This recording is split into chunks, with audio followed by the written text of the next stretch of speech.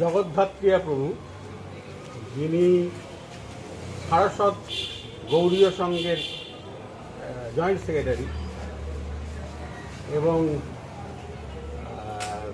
বিশ্ব হিন্দু পরিষদের কেন্দ্রীয় মার্গদর্শক মণ্ডলীর সদস্য,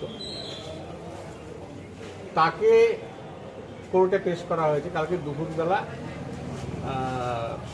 তাকে পুলিশ অ্যারেস্ট করে। বিষয়টা হচ্ছে, তিনি 2012 সালে একটা জমি ইলিগ্যাল কনস্ট্রাকশন করেন।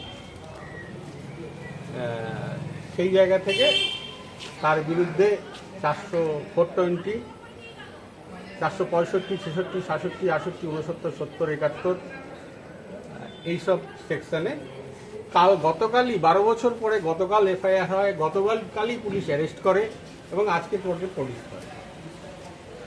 তো এর আগেও 18 বছর আগের একটা কেসে ওনাকে এইভাবে ফাঁসানো হয়েছিল।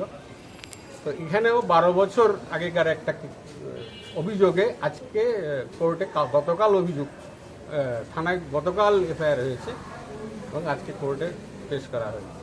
তো এই জায়গা থেকে এটা বোঝাই যাচ্ছে যে একটা চক্রান্ত চলছে ওনার বিরুদ্ধে। ওনার এই যে আমাদের ধর্ম প্রসার, আমাদের সনাতন ধর্মের জন্য উনি গীতাযজ্ঞ করছেন বিভিন্ন জায়গায়, 1 লক্ষ ঘন্টা গীতা পাঠের মধ্যে উনি একটা বড় ভূমিকায় ছিলেন। তো এবং যেখানেই সনাতনীরা বিপদে পড়ছে উনি ছুটে যান। তো এই জায়গা থেকে তার নাম প্রচার হচ্ছে, ব্যাপক জায়গায় তার প্রভাব প্রতিপত্তি বৃদ্ধি পাচ্ছে। তো সেই জায়গা থেকে কোনো দুষ্কৃতি মহল তাকে আটকে দেওয়ার, দমিয়ে দেওয়ার চেষ্টা করছে। এই জায়গা থেকে এটা হয়েছে। আজকে মুভ হলো।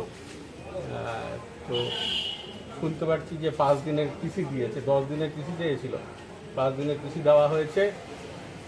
আমরা আশা করছি 5 দিন পরে তিনি জামিনে মুক্ত হবেন এবং আমরা এটা নিয়ে হাইকোর্ট যাব। কারণ আমরা যেটুকু খোঁজখবর পেয়েছি তাতে এটা পুরো ফলস কেস সাজানো হয়েছে এবং তার ডকুমেন্টস আমাদের কাছে আছে। আমরা এটা হাইকোর্ট যাব, যারা যারা এর সঙ্গে যুক্ত আমরা তাদের মুখোশটা খুলব। অভিযোগটা কে করেছেন? অভিযোগ করেছে মিনতি বিশ্বাস, নমিতা বিশ্বাস। উনি কি? উনি সিপিএমের পঞ্চায়েত প্রধান, প্রাক্তন। এই পঞ্চায়েতের বামনপুর 1 নম্বরের পঞ্চায়েত প্রধান। হ্যাঁ।